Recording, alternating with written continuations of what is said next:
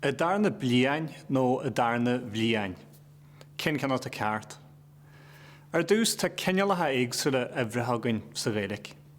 Scáil fólmann muid lig na rialatha a bhain leis na bon eibhreitha, te sin nar bhín rudaí a ganta sagain. Tócaimid facail caithfir mar hampla, caithfir a bhain, dhé caithfir, trí caithfir, ceithre caithfir, chuig caithfir, sé caithfir, seacht caithfir, acht caithfir, naoi caithfir, dé caithfir. Tá sé táhaachta idirhealú dhéanann seo idir bon eibhreitha, sé sin rudíonn sin dúin céhvéad den animal acail atágain, dearthamid dhé bhrág nó trí le.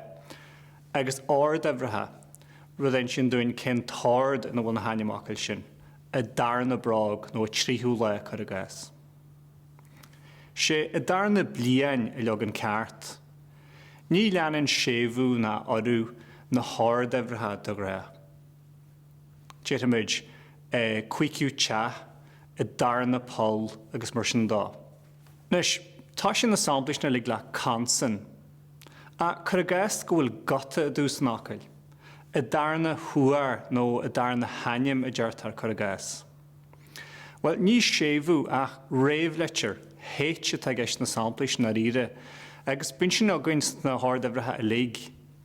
Dearthamid tríú háráid, a cuiiciú thurlar agus mar sin dá. Níl ard a bhar a bhain a churann sébhú animacail dar tús cansan, sé sin a chead. A chead fol, a chead chloch, a chead bhrág.